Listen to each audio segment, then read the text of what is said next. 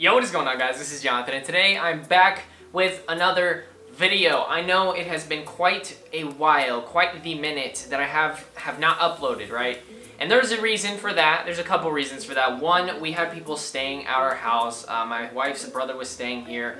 My friend came to visit me, and there was like a month that went by like that, where somebody was always home. And it's not that I can't record videos while people are in my house, it's just that I feel a lot more comfortable in front of the camera when nobody is around. I don't have that like pull in the back of my neck of like, dang, do I sound stupid right now making this video? Or if I mess up making a video and I scream things that I probably shouldn't scream out loud, like things that people probably wouldn't want to hear, just a bunch of stuff, right? So just to get that out of the way, that is why I haven't been uploading, and I'm planning on getting on a more regular basis, obviously, because I enjoy making YouTube videos and stuff. But, a caveat, this is a shameless plug really quick. I am an artist. I'm a photographer, a graphic designer, a web designer. I do all sorts of art, right? This is why I make YouTube videos, is because it is an outlet for me to make art. So on my, Behance profile, Dribbble, my Instagram, you can check those out. I'm going to leave the links in the description. But if you want to stay up to date with me, aside from my YouTube channel, again, just another shameless plug, please check out my work. You can see what I'm working on when I'm not working, instead of just working on this. So that instead of being like, oh, well, it's getting gnarly, or Jonathan's just being super lazy, not making any videos, I am always working on things. I have projects on projects on projects all the time, and ideas here and there. Like, I'm always moving. So please go follow those platforms. Please go check them out so that you know that I'm not just neglecting you guys in that sort of sense. So anyways, today is a tech school story about a girl whose name shall not be said. Actually, I don't even remember her name, true story, but she got kicked out of the Air Force in tech school for doing Adderall. So today's just going to be a quick video, another like story time type video about drugs and things like that in the military, because it's kind of a huge problem in a way, right? It doesn't affect me and the people that I work with, but I hear stories all the time from different people and just other NCOs who have gone through this about people getting kicked out of the military or getting into huge trouble about drug use and just doing things that they shouldn't be doing while they're in the military, right? So basically, there was this girl at tech school, and when we got there, she was on CQ. So I mean, every tech school has like some sort of CQ in their dormitory, I'm assuming. I know Shepherd does, and I know that Keesler does. I don't know about any other ones. But basically, if you aren't in a class, or you don't have anything going on, or you're in trouble and you're not going to class, or whatever the case may be for you or for whoever this applies to, it's because, they're going to be on CQ. I don't even remember what it stands for, like change of quarters or close quarters or something like that. Something quarters, right? Charge of quarters, maybe? Something like that, right? But basically, you sit there for like a long time, like 8-hour, 12-hour shifts, just whatever it may be. But you sit there pretty much all day and you do nothing. You're either like behind the desk and you answer the phone whenever somebody randomly calls, which is not a lot, or you're on door guard and you let people in, because in tech school there's like a little man trap. You get through one door and then you show your ID to the person on the other side of the glass, and then they let you in, so they're not letting random people in. And also there's like a fire monitor, and they walk around the building and you just make sure that everything is secure and like no windows were left open when nobody's there. Just tons of stuff like that, right? That is the base of it.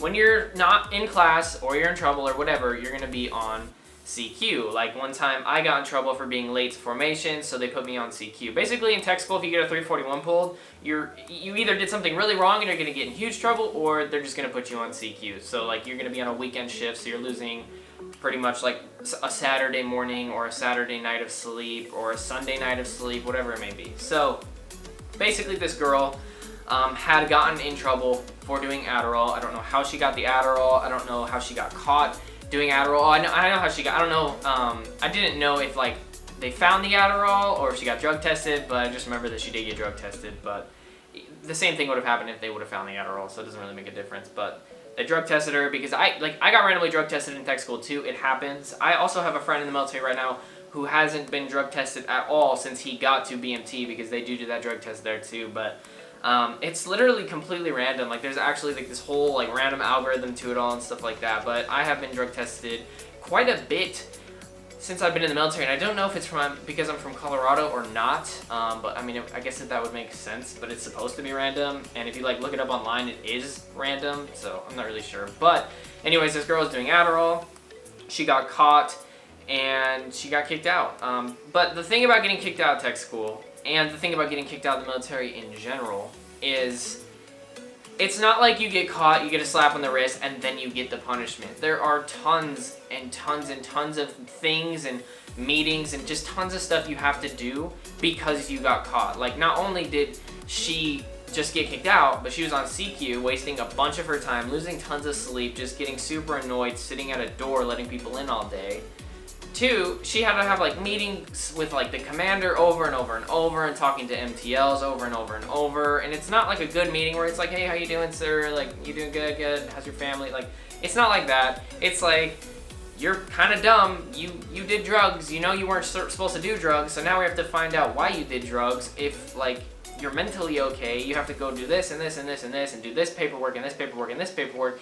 And then after months and months and months of sitting at CQ and doing nothing, you finally will get your ticket home. So that's how it is at tech school. BMT, I don't even want to know what it's like at BMT. It's probably along the same lines, except you're going to be getting yelled at during that whole process. And then once you get to your base, you're going to have, it just really depends on what unit you're in and what commander you have and all sorts of stuff like that. Because, I mean, the procedure's still the same, but the way the conversations are going to go, the way that you're treated, all of that's going to differentiate, right? So the point here, regardless of if the story was right or not, the point is, don't do drugs in the military that you are not allowed to do. Like, don't go find your friend who just got his wisdom teeth removed who has leftover Percocet and be like, hey bro, like, you think you can slide me some of those, man? I'll give you like 20 bucks, you know? Like, no, don't, like, just don't do that. Like, don't, because not only are you gonna get in trouble, but he's gonna get in trouble. And like, there's this whole thing with that.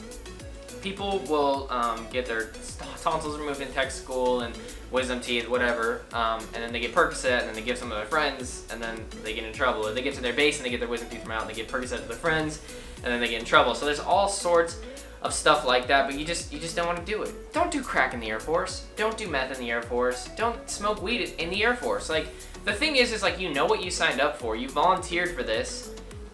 You said, I'm not going to do drugs while I'm in the military, and then you go and do drugs in the military, and then you just look like an idiot. So just don't do drugs in the military. That's all there is to it. If you have this, like you're a stoner, and you're like, yeah, like, I just want to do drugs, like, but I think I need to join the military, like, you just have to understand that you can't do those things in the military. Maybe you live in Colorado, Washington, Nevada, Oregon, whatever, where it is legal, but you just can't do it in the military. So, one, it creates a huge headache for not only your leadership, but for you and for people around you, because everything you do affects other people. It's the military, at least the Air Force, is set up in that way. Like, yeah, you get the consequences the most part, but I promise you, in some sort of way, it will affect the people around you. And that ties directly into drugs, because drugs and being addicted to drugs is definitely, it's just a selfish thing. It's just a selfish thing. Drugs make people selfish. So, anyways, thank you so much for watching this video. I really hope you enjoyed. The point is just don't do drugs. I know this video is like super rambling and stuff, but I like to make videos like this in this story time type of aspect, especially when it is something like this, because it's kind of important to not do drugs. Like,